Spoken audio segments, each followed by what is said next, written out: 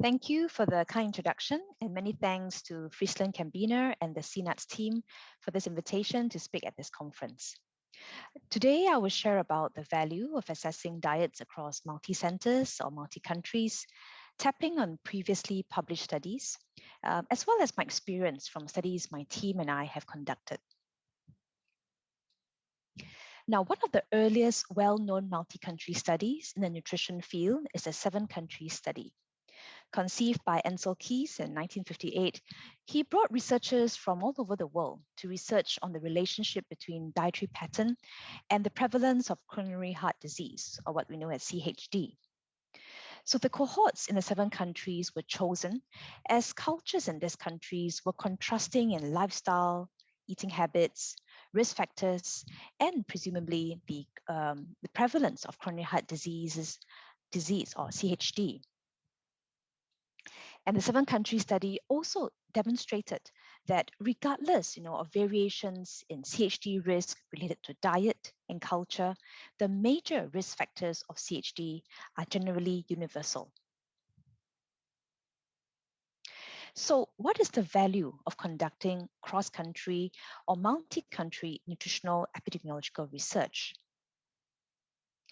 So firstly, there's typically much greater variation between countries than within countries, whether in relation to disease outcomes or exposure variables like diet and lifestyle factors.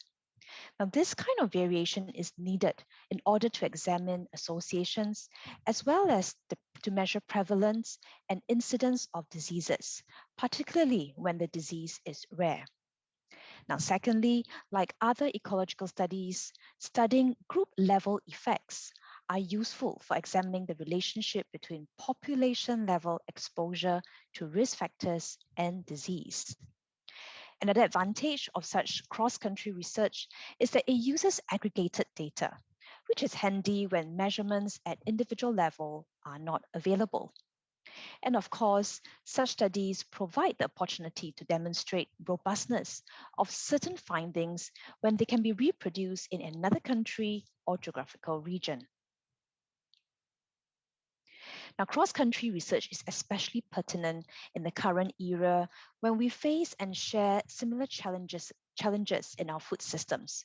For example, population growth, globalization, urbanization, as well as climate change. And conducting multi or cross-country research provides us the opportunity to learn from one another, share best practices and policies, especially when our food supply chains are increasingly globalized and interdependent. So what nutritional parameters are typically used in multi-country or cross-country comparisons? Now, traditionally, studies often compare nutrients, for example, in the EPIC cohorts, and this can refer to dietary intakes of nutrients or blood measurements of nutrient biomarkers. Now, in more recent years, with the recognition of the synergistic and holistic approach of examining the whole of diets, dietary indices and data-driven dietary patterns have been adopted.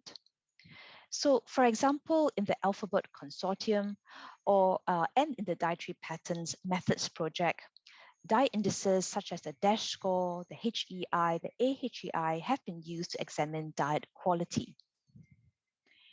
In the NutriGen Alliance project, which consists of 4 ethnically diverse birth cohorts, consisting of Canadian mothers of white European descent, South Asian, and even Aboriginal of origin, data-driven dietary patterns were generated and compared.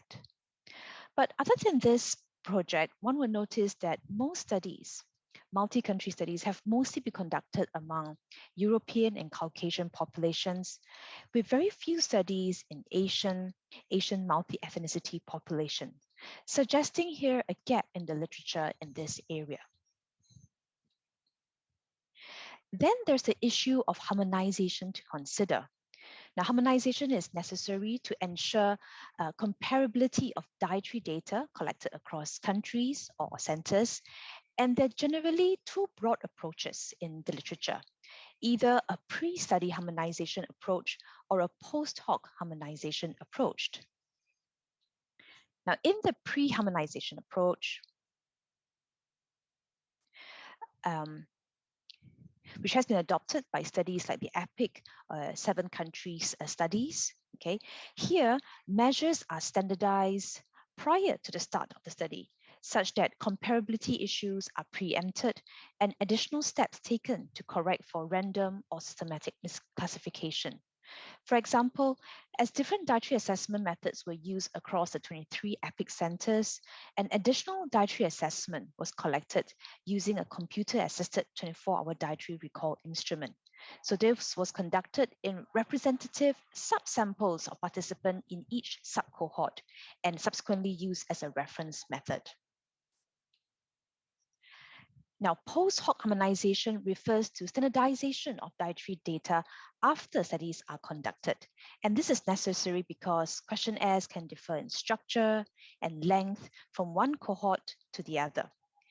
And yes, some studies have successfully achieved post-hoc standardization of dietary data from diverse sources as well as cohorts, but it's still recognized that there are inevitable discrepancies in estimated intakes and measurement error. And below here are 2 papers that elaborate on some of the challenges faced, and you can refer to them for further information. So in recent years, I've been involved in a multi-country preconception intervention study named the NIPA study.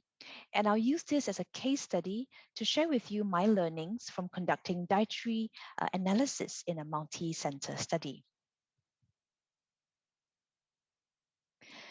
The NIPA study started in 2015, and it recruited women from the United Kingdom, from Singapore, from New Zealand, and these women were planning pregnancy within 1 year from recruitment.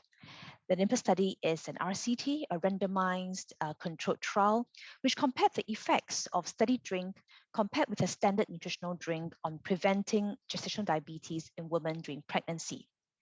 For this particular comparison of dietary patterns across countries, we examined the preconception stage, meaning the time prior to the start of the intervention, so at baseline. So in NIPA, we adopted the pre-study harmonization approach and did considerable amount of planning prior to start the study.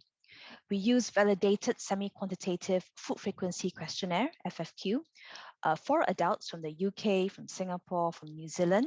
We pre-harmonized them by comparing the food items from the 3 FFQs and align them across the 3 sites. Food items which are comparable, you can see in the table, were then aggregated into common higher order food groups and labeled as core food groups. Now, for the food items that were unique to 1 or 2 sites, they were also identified and grouped as site-specific food groups. Now, these are usually the ethnic and cultural specific food groups. So this classification method process were discussed and agreed upon by the investigators from all sites. When it came to FFQ administration, the method of administration, the format of indicating the frequency of consumption was standardized as far as possible. We then conducted 2 sets of analysis. The first was a pooled analysis using FFQs from all 3 sites and were based on the 41 core food groups. And then the second was a site-specific analysis where you use FFQ from each site and based on all the food groups from each site. And we decided to use both approaches as we wanted to find out if the harmonized or pooled patterns still retain key dietary information across all sites, and if harmonizing patterns led to the loss of site-specific information. And these were the results. The pool analysis showed 3 dietary patterns emerging. If we had a healthy pattern characterized by vegetable, fruits, and nuts, a less healthy pattern characterized by fried potatoes, processed meat, right, and sweetened beverages, and then finally a mixed pattern characterized by fish, poultry, noodles, and rice. And then when the site-specific analysis were performed, we also found 3 site-specific dietary patterns emerging. You will see that the healthy and less healthy site-specific patterns were mostly similar to those in the pooled patterns. In fact, they were strongly correlated, suggesting that key dietary information was retained in the pooled dietary patterns. The mixed patterns across the 3 sites were quite different from each other, as well as the pooled mixed patterns, and also showed a poorer correlation. And it appears that the mixed patterns reflect the cultural and regional differences in intakes of specific food items. So what else did we learn from this work? Firstly, when harmonizing FFQs from different sites or countries, certain trade-offs have to be made. So let's take rice and noodles as an example. Now, if we were to use an Asian classification scheme, we will have different food items to illustrate the various types of Asian staples like brown rice, flavored rice, porridge, noodles, etc. But if we were to harmonize this in a pool analysis, we had to collapse them simply into just two basic food groups due to the low intakes of such Asian staples in the UK and New Zealand. Now, similarly, we also had to lose certain granularity in terms of characterizing cooking methods. In Singapore, we had cooking methods like deep fried, steam, curry, but because the UK and the New Zealand did not capture such information, again, we had to simplify such food groups. Now, because of the heterogeneity of the populations involved, we have learned that having people with diet or nutrition background and training working on the diet datasets is critical. A prior understanding of each other's cultural foods and diet also helped tremendously with the harmonization and discussion process. Now, importantly, taking on a very flexible kind of mindset and approach is key to a successful collaboration. Now, most of all, considering participant burden is of utmost importance because even the best, most detailed FFQ is useless if participants find it too long and too burdensome to complete. So really to sum it all, there are multiple benefits on multi-country, multi-sites comparative research, such as helping researchers see familiar issues from new perspective and thereby encouraging innovative solutions. Also encouraging conceptual methodological development to the exchange of ideas and experiences between diverse research teams. There are also certain drawbacks such as to be considered, such as increased logistical complexity and cost, challenges of balancing the need for meaningful findings at the country level versus generating more holistic and global insights. And finally, I'd like to conclude with key questions for researchers to ponder when they're considering to adopt a multi-site design study. Firstly, it's recommended that researchers carefully consider why they are adopting a multi-country comparative design, as well as their key research questions. This way, they're able to discern which trade-offs to make and how flexible processes can be when it comes to the implementation of the research. Secondly, to understand what they are achieving from cross-country comparisons, which cannot be achieved through a single country design. This way, resource and time spent are fully maximized. And finally, planning and strategizing ahead can help determine the success of the collaboration and research. And with that, thank you very much.